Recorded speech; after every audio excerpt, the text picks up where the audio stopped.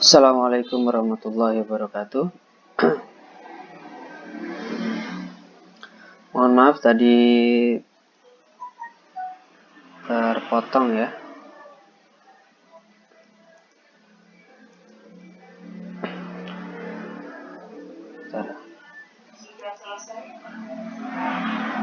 Karena masih 15 menit, saya lanjutkan.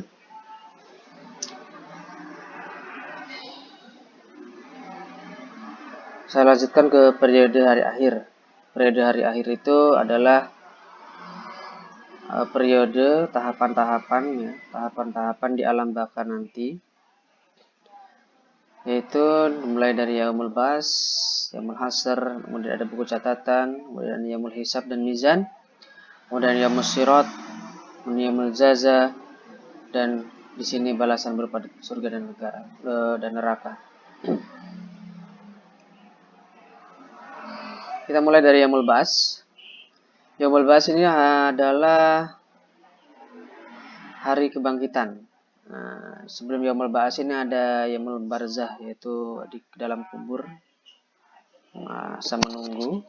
Kemudian Yaumul Bas ini adalah ketika sudah Yaumul Qiyamah, setelah kiamat maka terjadilah Yaumul Bas, yaitu hari di mana dibangkitkan seluruh manusia dari alam kubur, dari kematiannya.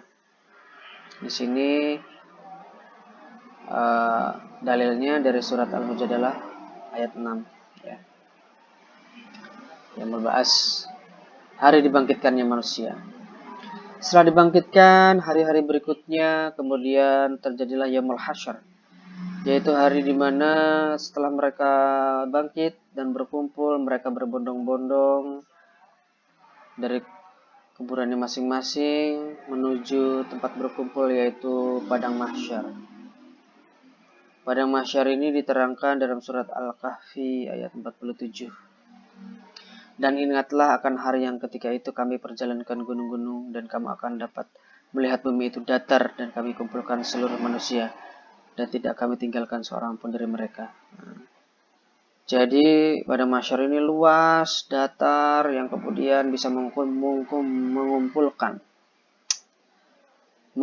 seluruh manusia di alam jagat raya ini, mulai dari zaman Nabi Adam sampai zaman Nabi akhir zaman, di saat ketika terjadinya kiamat nanti.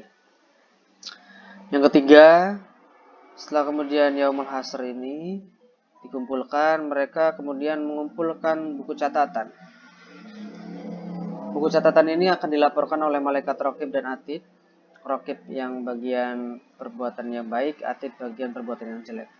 Raqib Atid mengumpulkan merekap laporannya yang kemudian akan disetorkan dan akan nanti dipertanggungjawabkan, akan diambil buku rapotnya ya oleh manusia itu masing-masing. Bisa baca sendiri tentang buku catatan ini. Raqib Atid berada dalam surat Al-Kahfi ayat 49. Jadi bisa dicek, dibaca di Al-Quran kalian masing-masing. Yang keempat, Yaumul Hisab dan Mizan. Hisab ini dihitung, Mizan ini ditimbang. Nah, setelah buku catatan tadi direkap, tinggal kita hitung. Ya.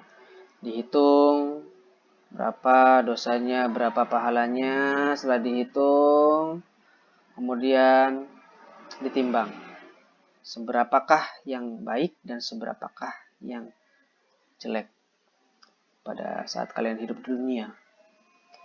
Di sini Quran surat An-Nur ayat 24. Pada hari itu lidah, tangan dan kaki masing-masing menjadi saksi atas perbuatan yang telah mereka kerjakan. Nah, kalian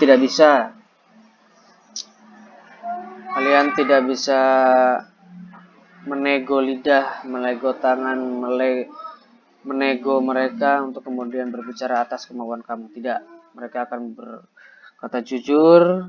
Panca indera kalian akan berkata jujur tentang apa yang telah kalian lakukan selama ini di dunia. Setelah bersaksi, setelah dihitung, maka ditimbang kebajikan dan kejahatan yang telah diperbuat. Ini diterangkan dalam Quran surat Al-Anbiya ayat 47. Dan kami letakkan timbangan yang tepat, adil pada hari kiamat, dan tidak seorang pun dirugikan walau sedikit. Dan jika amalan itu hanya seberat biji zarah, pasti kami berikan pahalanya, dan cukuplah kami saja memperhitungkannya. Tenang, pasti adil, pasti ketahuan semua. Setelah Yaumul Hisab dan Mizan, berikutnya kita menuju jembatan Shiratal Mustaqim, Asy-Syirat, ya. Tentang jembatan ini, dalilnya adalah dari hadis riwayat Muslim, terbentanglah jembatan Asy-Syirat itu di antara dua tepi neraka Jahanam. Di bawahnya ini ada neraka Jahanam. Ketika finish, bisa melewatinya, maka akan masuk ke pintu surga. Yang keenam, Yaumul Jaza, yaitu hari semua akan mendapat balasan. Yaumul Jaza ini adalah balasan, ya. Quran surat Al-Mu'min ayat 17. Balasannya apa? Balasannya adalah ada di nomor 7 dan di nomor 8, ya. Balasan baik berupa surga, balasan jelek berupa neraka. Nah, ini adalah Yaumul Jaza terbagi dua, berupa neraka, berupa surga dan neraka. Oke. Selanjutnya, hakikat beriman kepada hari akhir. Hari akhir itu adalah rukun iman yang kelima yang harus diyakini oleh setiap umat Islam. Setiap perbuatan akan dipertanggungjawabkan di akhirat kelak, ya. Di sini dalilnya adalah surat Al-Baqarah ayat 4. A'udzubillahi minasyaitonirrajim. Bismillahirrahmanirrahim. Walladzina yu'minuna bima unzila ilaika wa ma unzila min qablik wa bil akhirati hum yuqinun. Dan mereka yang beriman kepada Al-Quran dan diturunkan kepadamu Muhammad dan kitab-kitab yang telah diturunkan sebelum engkau, dan mereka yakin adanya akhirat. Akhirat ini adalah bagian dari hari akhir itu. Dalil berikutnya bisa dibaca di sini adalah hadis riwayat Muslim. Kamu beriman kepada Allah, malaikat-malaikatnya, kitab-kitabnya, para rasulnya, hari akhir, dan qada dan qadar. Di sini ya takdir baik dan buruk. Ini dalil rukun iman, harus diyakini oleh kalian. Karena ketika yakin di hari akhir, insya Allah ada impact positif dalam hidup kalian. Hikmahnya apa? Ini hikmahnya. Dari setelah kita pahami materi di atas, ada hikmah yang kemudian akan kalian dapatkan. 1. Muncul rasa kebencian yang dalam kepada kemaksiatan dan kebejatan moral yang mengakibatkan murka Allah SWT di dunia dan akhirat. Rasa benci pada maksiat dan kebejatan moral, karena kalian yakin bahwa segala sesuatu akan dipertanggungjawabkan. Hikmah yang kedua, menyejukkan dan menggembirakan hati orang-orang mukmin dengan segala kenikmatan akhirat yang sama sekali tidak dirasakan di alam dunia ini. Sesuatu yang akan menggembirakan bagi orang-orang yang mukmin, karena mereka akan merasakan betapa kenikmatan akhirat itu lebih nikmat dan tidak ada tarannya ketika hidup di alam dunia ini. Yang ketiga, senantiasa tertanam kecintaan dan ketaatan kepada Allah Subhanahu wa taala dengan mengharapkan maunahnya pada hari itu.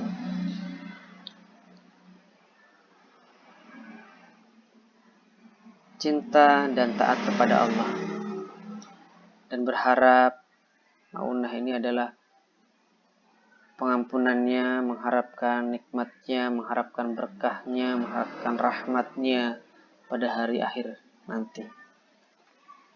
Yang keempat, senantiasa termotivasi untuk beramal baik dengan ikhlas. Nah ini, kadang surga dan neraka itu ada membuat sedikit banyak kita merasa tidak ikhlas. Kenapa? Karena sebenarnya ada sebuah pertanyaan. Jika surga dan neraka tak pernah ada, apakah kalian tetap mau beribadah? Jawabannya beragam. Ada yang tidak tahu. Kebanyakan mereka bilang tidak. Ngapain gitu beribadah kalau memang tidak ada surga dan tidak ada neraka. Padahal yang kata-kata ikhlas di sini adalah kenapa kok dalam setiap kita beribadah pasti diniati lillahi ta'ala. Nah, jadi segala sesuatu apa yang kita lakukan, beramal baik, ibadah, dan lain sebagainya, itu harus didasari keikhlasan lillahi ta'ala, karena Allah ta'ala. Bukan karena surga, atau bukan karena takut neraka. Bukan, lillahi ta'ala. Kenapa? Meskipun jika memang tidak ada surga atau neraka, tapi memang pasti ada ya. Meskipun jika tidak ada, kalian seharusnya berterima kasih kepada Allah Subhanahu wa taala telah memberikan nikmat di dunia, menciptakan kalian, memberikan nafas, memberikan anggota tubuh, meminjamkan jasad kalian. Yang di situ seharusnya teramat sangat cukup untuk kalian beribadah dan berterima kasih kepada Allah tanpa ada surga maupun neraka. Seharusnya seperti itu. Yang kelima, senantiasa menghindari niat-niat yang buruk apalagi melaksanakannya. Ya. Niatnya saja dihindari, ya, apalagi melaksanakannya. Insya Allah hikmah ini akan dapat kalian rasakan ketika mengimani hari akhir. Terakhir, menjauhkan diri dari asumsi-asumsi yang mengkiaskan apa yang ada di dunia ini dengan apa yang ada di akhirat. Asumsi-asumsi yang mengkiaskan yang buat kalian lupa bahwa di dunia ini nggak ada apa-apanya dibandingkan dengan apa yang ada di akhirat kelak nanti.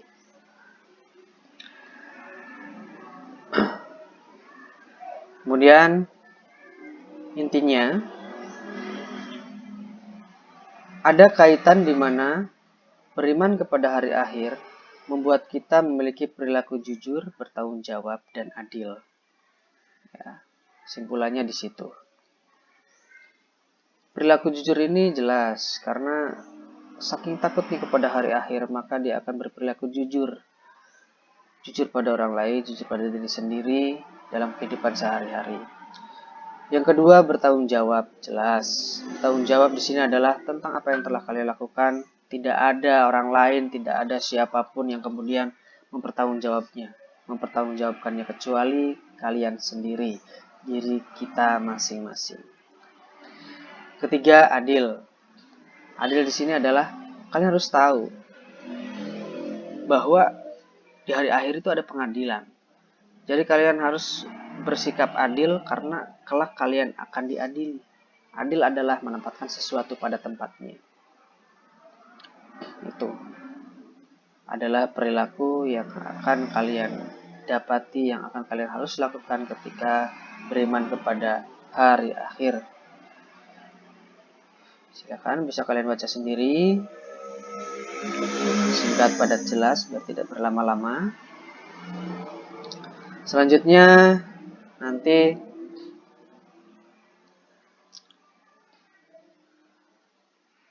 ada tugasnya cukup mengerjakan ini saja. Nanti akan saya cantumkan di Microsoft Teams untuk langsung bisa saya input nilainya di sana. Masukkan Microsoft Teams,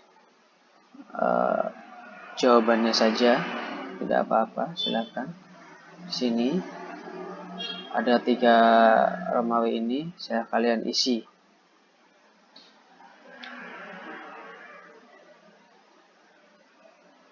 Nanti perintah lebih jelasnya bisa dilihat di Microsoft Teams ya.